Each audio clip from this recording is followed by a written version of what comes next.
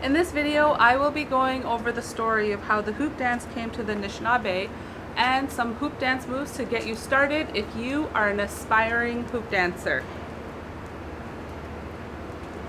But first, if you have not yet subscribed, now's your time to do it. Hit that little bell to be notified when I post new content. My name is Deanne Hupfield and I am Ojibway from Miigwech First Nation in Canada. I didn't grow up with access to my culture. My mom, she was scooped when she was a little girl and she was raised in non-Indigenous homes. So I've spent my life relearning my own culture, and everything I learn, I want to share with my greater Indigenous community. So, Ambeoma, let's go dance. It's important to remember that powwow dances are not like other dances. Yes, I'm teaching a powwow dance class online, but in order to become a powwow dancer, it's important that you connect with your local Indigenous community. And if you're urban like me, check out some of the community centers that are meant to support Indigenous people, because there you can find elders to do the ceremonies to join the powwow circle. It is also important to remember that these dances were illegal in Canada and the United States well into the 1930s or 1950s. So these dances were a part of our resistance, and these dances are how we strengthen our bond to the land and how we come together as a community. So before we get into the hoop dancing, I wanted to share a story that I learned from a book by Basil Johnston called the Manitous. And in his book, he outlines how the hoop dance came to the Anishinaabe. And it was long time ago when our villages were untouched by colonization. And there was a woman, and she fell in love with and had a child with a Manitou. And in my language, Manitou means spirit. And her youngest son, he was different than other babies. Anytime he fussed or got upset, you just had to take him outside, and if he saw nature or a spider or a bird, anything from nature, he would get so happy and he would coo in baby happiness. And when that baby grew into a child, his Manitou father wanted to teach him how to be a great warrior and a great hunter. But that little boy, he never wanted to learn how to hurt animals or fight other people. So they got into lots and lots of arguments. And this went on for many, many years. And when that boy became a teenager, the fights got so bad that the Manitou, he said, "You are not my son anymore. You are cut off, disowned." And from that moment on, they named that boy Puckawis, which means the unwanted, the cut off. He started to travel to different communities, and he started to do dances and miming all the beautiful things he saw in nature. And one of the dances he created was the hoop dance. So little Puckawis, he went into the bush and he got a willow tree, and he used that willow tree to make a hoop. And with these hoops, he told stories of all the beautiful things he saw in nature.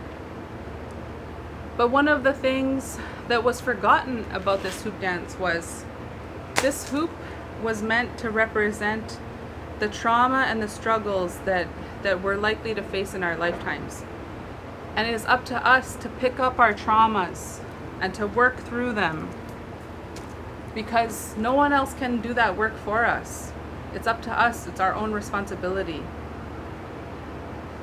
So when people see the hoop dance and they see all those beautiful shapes, they forget that the original intent of this dance was about healing your own traumas, picking up your problems, working through them. I made these hoops with plumber's tubing from my local hardware store, and I plugged them together with little wooden plugs. I used duct tape and electrical tape, and these hoops are about 2 years old, so they're really durable. So the first move that you want to try to do on your own as a hoop dancer is to spin it on your arm. So if you could picture your arm like this, and you want to make strong arm circles. And this is phase 1 of spinning. So if you can learn to do that, yeah, you're good. And then the second step of this move is you want to move it to your other hand. And when you're done doing that, you want to get it in front of your thumb on your fingers. I'm doing the same thing. and then passing. And you can pass this behind your back. It has to be, your arm is out in front of you, the hoop is spinning into my body, like this way. And then I turn my body, keep my hoop there, and then I pass it behind my back.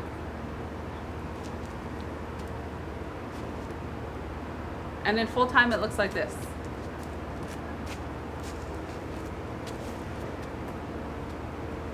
And then to take that a step further, you can pass it above your head.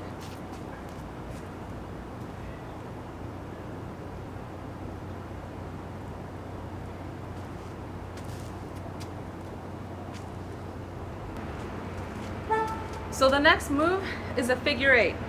So you want to put your thumb up. So if you can see here, my thumb is up, my thumb goes up, my thumb goes down, thumb up, thumb down, thumb up, thumb down, figure 8.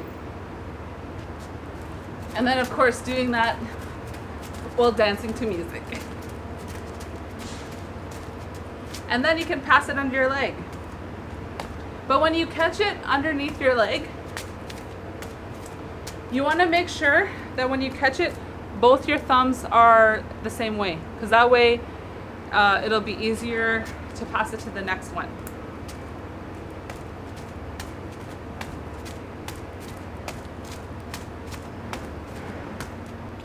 The next move is behind the knee and over the head. So my hoop is behind my left knee and I'm holding it with my left arm. And I pick it up and I put it over my head with this hand. And then I take this hand and I grab it closest to my knee, and then it's on my other leg. So up, over, over, over, over. So again, same arm, same leg. I'm grabbing on my inner thigh here, and then I'm using this hand to push it over my head. And then it's on my other leg. And then I pull up. Pull up, pull up, pull up, pull up, pull up. Another move that I'm working on is spinning it in front of me like this. And then spinning in a circle while dancing. It's actually really hard.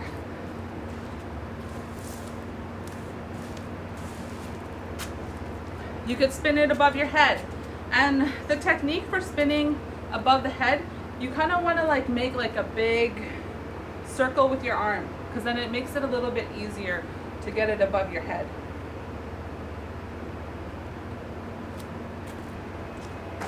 And another one about this one I see a lot of really awesome dancers do. It looks like this. You kind of just like flip it over your body. But it looks really cool when you're like dancing and you're flipping it really, really, really fast. So it looks like this. So my left hand is facing down, my right hand is facing up. And it might be opposite for you on the TV. So this flat hand is gonna stay flat. And I'm gonna use this hand that's facing up to push it over my body until I make an X. And then I'm gonna go back to start. I'm gonna flip it, X, start.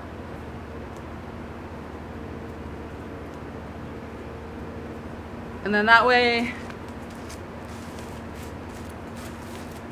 it looks really cool. The next move is skipping with this. So you're gonna control it by holding it between two hands, and you're gonna like use your hand strength to kind of flip it around. And I'm gonna flip it over my body, and then I'm gonna bring my hands, keep my hands close to my body, and then when it gets to my feet, I'm gonna jump up. So it's close to my body, jump up. Close to my body, jump up. And the easiest way to go very fast is to keep your body crouched down and small, like this.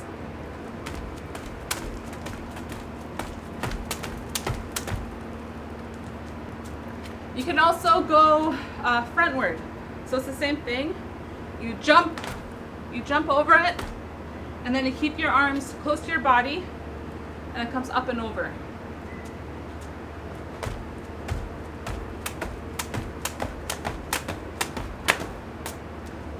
So the next move is very complex, and it looks like this. It's driving a car. Honk honk. Okay, that's easy. Kids love that. If you are ever teaching kids how to hoop dance, you prepare them for a really hard move, and then you drive a car. They love it. So that's all I have planned for today. I hope you enjoyed the story about where the hoop dance came from, and I hope you learned a couple moves. I will be doing a second video to go over more complex hoop dance moves. And I am teaching virtual powwow dance classes in community. So if you want to message me, if you want to talk about me teaching in your community, you can reach me at my website, deannhupfield.com, and I'll post a link in the description. Also, if you are an Indigenous dancer or community worker and you want to host your own powwow dance classes, let me know. I would love to mentor you and support you to teach in your own community. I will share with you all my teaching tactics, all my lesson plans, and I'll help guide you to be a successful dance teacher in your community. Because our people need a safe space to learn to do this. It's really intimidating going out to powwows in front of thousands and hundreds of people. So yeah, you can reach me at deannhupfield.com, Miigwech, and Bama P. I'll see you next week.